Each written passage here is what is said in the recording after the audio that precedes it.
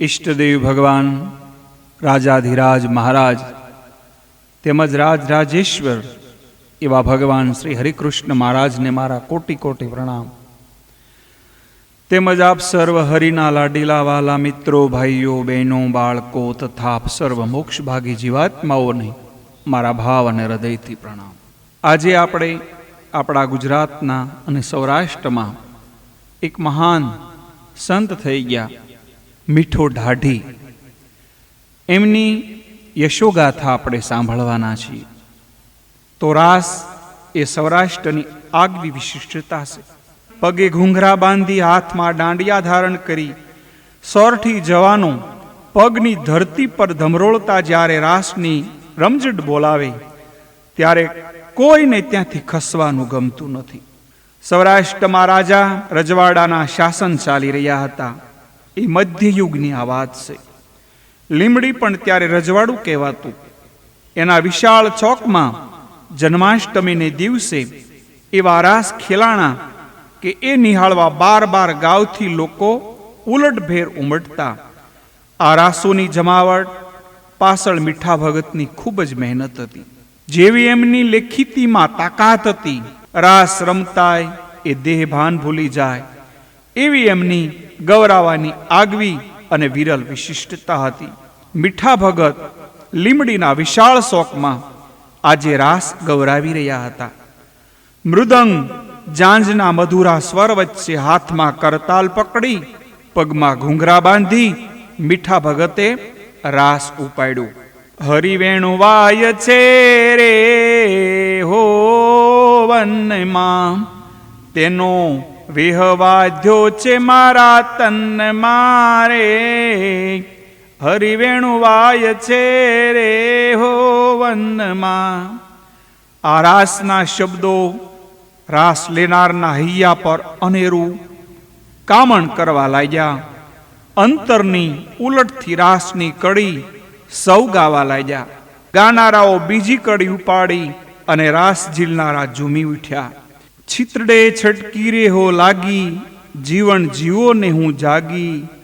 રસિયાજીના રે હો રાગે, વ્યાકુળ કીધા સે વૈરાગે. તરખટ ભૂલી રે હો ઘરની, વાંસળી વાગી મોહન વરની.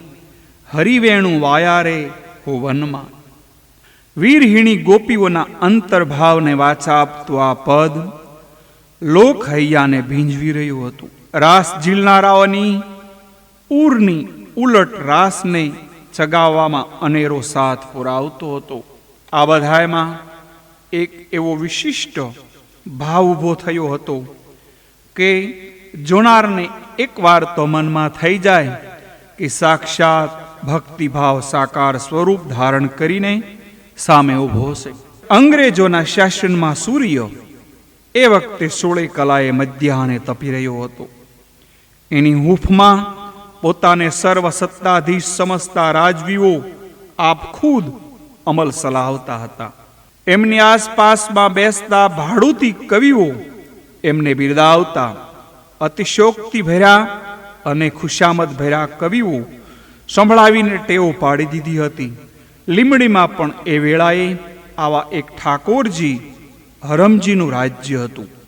ચોકમાં આવેલા માઠની મેડી પર બેઠા બેઠા આ રાસ એ સાંભળી રહ્યા હતા. પદરચનામાં લાલિત્યે ઠાકોરના હૈયા પર અનેરું કામણ કર્યું.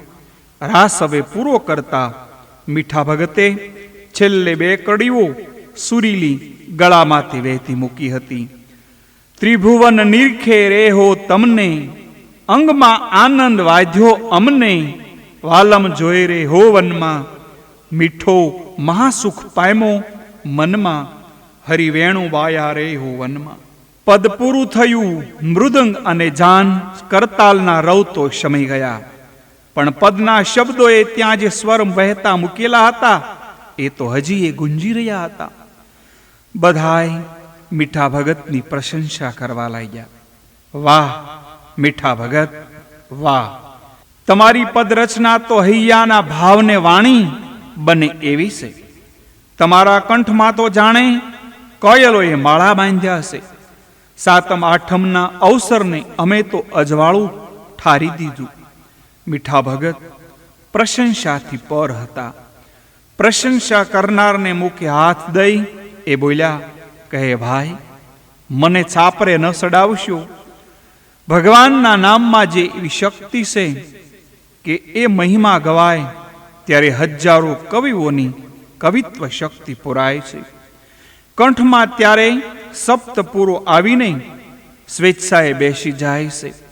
ત્યાં તો માટ પરથી કોઈ પગથિયા ઉતરતું હોય એવો ટક ટક ટક અવાજ સંભળાણો.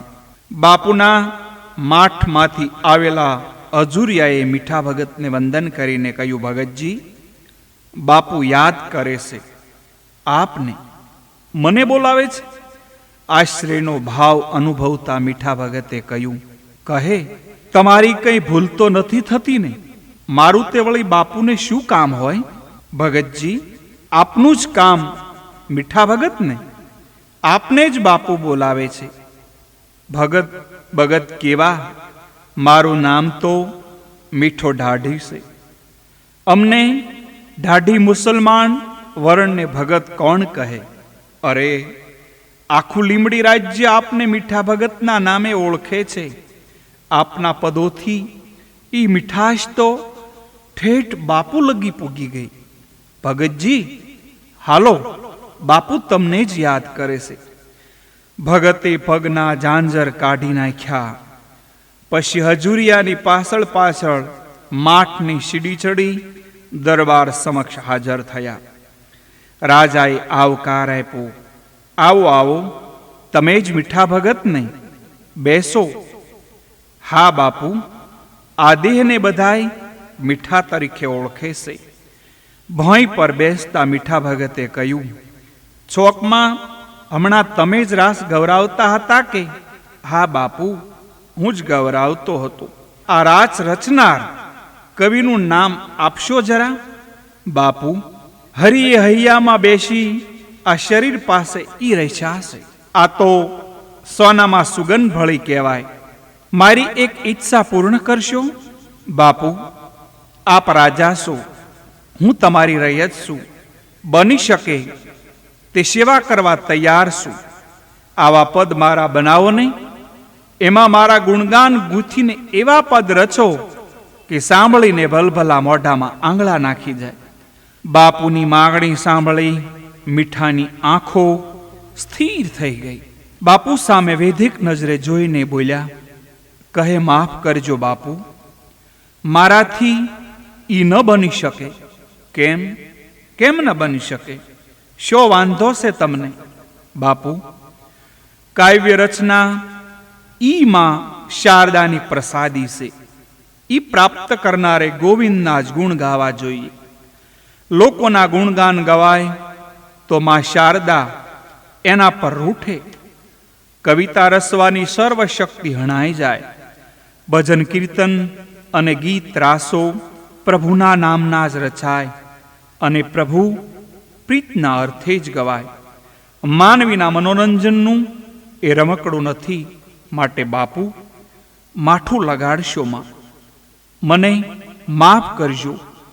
ઈશ્વર સિવાય કોઈને બિરદાવી કવિતા હું રચતો નથી. ભવિષ્યમાં હું રચવાનો નથી. મારી વસ્તી સો રેવું લીમડીમાં અને લીમડીના ધણીને વાતને નકારવી છે. મારી પ્રશસ્તિથી કવિતા રચવી જ પડશે તમારે. એ તો બાપુ, ધરતી ઉલટ પાલટ થઈ જાય તોય ન બને. માનવી તો દોષોથી ભરેલા છે. હું તો પૂર્ણ પુરુષોત્તમ પ્રભુના જ ગુણગાન ગાવશું અને એ જ પદ રચું છું અને ગાવશું. ભગત, પેઢી દર પેઢી સુધી ચાલે એટલા ધનથી તમને ઢાંકી દઈશ. ધનની લાલચ તો સોના મોહરના ટુકડા ખાતર ભાટાઈ કરતા જે કવિ હોય એને આપજો, જેને પ્રભુ પ્રેમ એવું અનમોલ ધન સાંપડ્યું છે. તેની પાસે તો ખુદ કુબેર ભંડારીનો ભંડાર પણ તુચ્છમાં તુચ્છ છે. મને આપના ધનનો મોહ શીદ સળકી શકે. હવે અસલી પોતે પ્રકાશતા બાપુ બોલ્યા, તો જીવ તો ભોમાં ભંડારી દઈશ.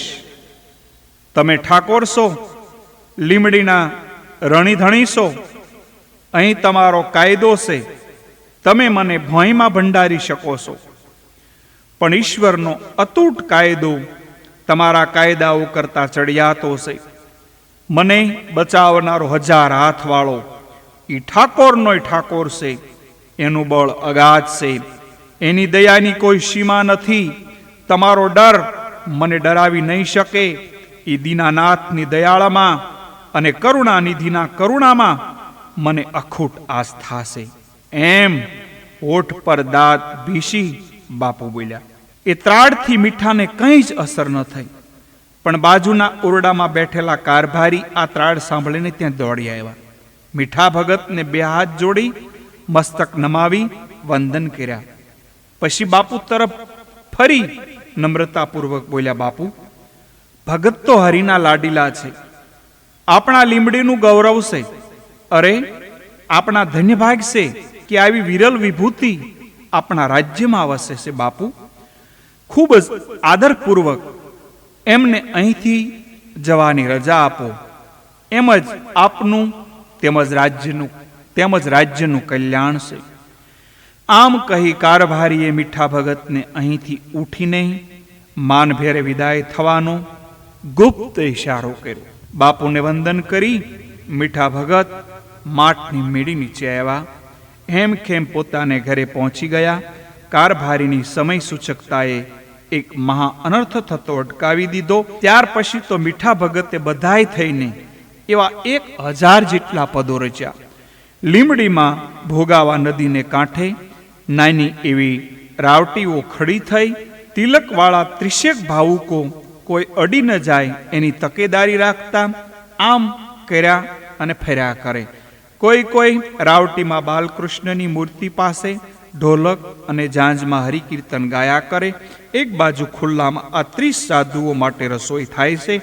લીમડીવાસીઓ આ યાત્રાથી વૈષ્ણવના દર્શનાર્થે ત્યાં આવે છે. વાત એમ બની હતી કે જેના ભજનો સૌરાષ્ટ્રભરમાં જાણીતા હતા તે સંત રવિદાસજી મહારાજ વ્રજની યાત્રાએ જઈ રહ્યા હતા. લીમડીના પાદરમાં એમનો પડાવ હતો.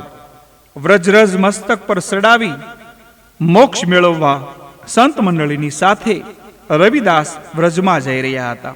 લીમડીની તમામ પ્રજા સંત રવિદાસને દર્શને આવી, પણ પેલા મીઠાના ઠાકોર સૌરાષ્ટ્રમાં જાણીતા બનનાર મીઠો ઢાઢી એક જ નથી આવ્યો. રવિદાસ મનમાં ને મનમાં વિચાર કરે છે, ઢાઢી તે વળી સંત મહાત્મા, શું યાત્રા શું કે જાત્રા શું? આ સમજ થોડો હોય. એ તો 2 જોડકણા જોડ્યા આવડી ગયું એટલે ભગત બની ગયું. અન્યને દર્શન અને આશીર્વાદ આપવાના અભિલાષી રવિદાસે સાંજ સુધી રાહ જોઈ, પણ મીઠો ન આવ્યો તે ન આવ્યો. ડોકાણો પણ નહીં. રાત આખી રવિદાસ શોધતા રહ્યા. મીઠાને મારા આગમનની ખબર નહીં હોય. ના, ખબર તો ના હોય એ તો ન જ બને. કેમ કે સારું એ લીમડી અહીં આવી મારી શરણરજ લઈ ગયું. લાવ, હું જ એમને ત્યાં સામે પગલે ચાલી અને દુબુદ્ધિને સમજણ આપું કે ગમાર સાધુ સંત આવે તો તરત જ દર્શને જવું જોઈએ, એની સેવા કરવી જોઈએ. યોગ હોય તો જાત્રા પણ કરાય. જાત્રા વગર જીવન નકામું છે. સંત રવિદાસ ઉઠ્યા, સ્નાન પૂજા કરી, કપાળે, સાતીએ અને બાહુઓ પર કંકુને ગોપીસંદનના તિલક કરી રવિદાસ ચાલ્યા. સાલિયાપરામાં મીઠા ઢાઢીને ઘરે લીમડીવાસીઓને પણ અચરજ થયું. આ શહેરમાં કોઈને ત્યાં નહીં અને મીઠા ઢાઢીને ઘરે ખુદ રવિદાસ મહારાજ પોતે સામે ચાલીને જાશે. ખરેખર મીઠો પૂરેપૂરો ભગત અને ભાગ્યશાળી છે. એ પ્રભાત ટાણે મીઠો લીમડીના સાલિયાપરાના એના નાના નાના આવાસમાં કનૈયાની પ્રતિમાની પાસે ભાવવિભોર બની સ્વરચિત પદો એ ગાતો હતો. 8-10 જે ભજનીકો હતા એ ઝીલતા હતા. એક નાની દીકરી ઘરમાં રહી પ્રસાદની તૈયારી કરતી હતી. ત્યાં રવિદાસજી આવીને ઊભા રહ્યા. મીઠાઈની આંખો તો બંધ હતી, પદ ઝીલનારા પણ અર્ધભાનમાં હતા. કનૈયાની વ્રજલીલાની સમીક્ષા કરતું પદ ગવાતું હતું. ક્યાંક સુધી રવિદાસ આમને આમ સ્થિર ઊભા રહ્યા. કનૈયાની પ્રતિમા, શણગારાયેલા પ્રતિમા સમક્ષ બળતા ઘીની જ્યોત, સાહસિકતાથી અને નિર્ધમપણે ગવાતા પદ, આ બધુંય રવિદાસના હૈયામાં જડાઈ ગયું. એમને થયું કે આ તો વ્રજ છે કે સૌરાષ્ટ્રનું લીમડી ગામ છે. મીઠાની દીકરી ભજનીકો વચ્ચે પ્રસાદનો થાળ મૂકવા આવી. એણે તિલકધારી સંતને જોયા. રવિદાસને તો ઓળખતી પણ નહોતી, પણ ઘરે આવેલા અતિથિ જાણી પિતાને એણે સાદ કર્યો, બાપુ આપ જુઓ, કોઈ મહાત્મા પધાર્યા છે. એ વખતે પદ પૂરું થવા આવ્યું હતું. કૃષ્ણમ કૃષ્ણમ કહેતા મૃદંગ પર છેલ્લી થપાટ પડી અને હાથની કરતાલો ભોંયે મૂકતા મીઠો બોલ્યો, કોણ છે બેટા? આપ જુઓ, આ સંત આપણે આંગણે ક્યારના ઉભા છે. પધારો પધારો રવિદાસજી, આજે તો મારા ઘરે સોનાનો સૂરજ ઉગ્યો. મારી ભક્તિ ફળી, મારા કનૈયાએ જ તમને અહીં મોકલ્યા. હસતા હસતા રવિદાસ ઉપર આવ્યા. કનૈયાને વંદી બાજુમાં બેઠા એટલે મીઠાએ પૂછ્યું, લીમડીની ભાગ્યવંત બનાવ્યું. બાપુ, એથી અધિક આ મુસલમાન મીઠાને પાવન કર્યો. અહીં પગલા માંડીને વ્રજની યાત્રાએ નીકળ્યો છું. અહંકારની છાંટ રવિદાસને શબ્દે શબ્દે વર્તાતી હતી. થયું, લાવ, મીઠો તો અહીં ન આવ્યો, પણ હું જ જઈ આવું તો તીર્થાટનની મહત્તા સમજાવું. બાપુ, તમે તો જ્ઞાની છો, હું તો અજ્ઞાની છું, પણ મારી સમજ તમારાથી થોડીક જુદી પડે છે. સાચી યાત્રા સાધુતામાં છે. સાધુતા હોય ત્યાં વ્રજ, વૈકુંઠ ને દિવ્યતા ધામ છે. સાધુતા વિના બધી યાત્રા અફળ, બધાય કર્મ નિષ્ફળ. એટલે સાધુએ વ્રજમાં જવું ન પડે. સાધુ હોય ત્યાં વ્રજ સામે સાલી એની સમીપ ખડું થઈ જાય. જુઓ, મને તો આ લીમડીમાં જ વ્રજ જણાય છે. હું તો અહોનિશ કનૈયાનું વેદ વાદન સાંભળાવું છું અને સાંભળું છું. ગોપીઓ સંગાથે રાસ રમતા બાલ કૃષ્ણને નિહાળું છું. મારી વૃત્તિ કૃષ્ણમય બની ગઈ છે. વૃત્તિઓ વિરામ એ સાચી સાધુતા છે. અને સાધુતા હોય ત્યાં જ વ્રજ સાધુતા, અને ત્યાં જ કૃષ્ણ, અને જ્યાં કૃષ્ણ ત્યાં જ મોક્ષ. અભણ અને અજ્ઞાન વેદ ઉપનિષદના વાચન અને જ્ઞાન રહિત એક મુસલમાનના મોએથી તીર્થની આ નવી ફિલિસૂફી સાંભળી જ્ઞાની રવિદાસને પણ થયું તો ખરું કે મીઠા, તારી વાત સાચી છે. સાધુત્વ વિના બધાય તીર્થો નકામા. આસુરી વૃત્તિ રાખી તીર્થે જાય તો એ ફલદાયી નથી નીવડતા. તીર્થના દેવ એથી પ્રસન્ન પણ નથી થતા. બે હાથ જોડી મીઠાના ચરણમાં મસ્તક નમાવતા એ બોલ્યા, મીઠા, તું સામાન્ય ઢાઢી નથી, તું તો સાચા રંગે રંગાયેલો સાધુ છે. રાત દિવસ નિષ્કામ કૃષ્ણ ભક્તિમાં લીન રહેનાર સાચો વ્રજવાસી છે. કૃષ્ણ તો તારી સમીપ જ છે. આજ લગી હું આ સમજતો હતો, પણ આજે હું સત્ય સમજાણું. મારે હવે વ્રજ નથી જવું. વ્રજને સમીપ આણવા સાધુ થવું છે. એ તો તમારી મોટપ છે, સમજણ છે. તમને બોધ આપનાર હું કોણ? પોતાને પગે પડવા ઝુકાવેલા સંત રવિદાસનું મસ્તક એક બાજુ કરી મીઠો એમના ચરણમાં બળપૂર્વક વિનમ્ર ભાવે ઝૂકી પડ્યો હતો. આવી રીતે મેં તમને આપણા એક લીમડીના મીઠા ઢાઢી હતા, જે મૂળ મુસલમાન હતા પણ કૃષ્ણ ભક્તિમાં ખૂબ આગળ હતા, એવા મીઠા ભગતને, મીઠા ઢાઢીને મારા કોટી કોટી પ્રણામ સાથે આપ સર્વને પ્રણામ. અસ્તુ. જય હિન્દ, જય શ્રી કૃષ્ણ.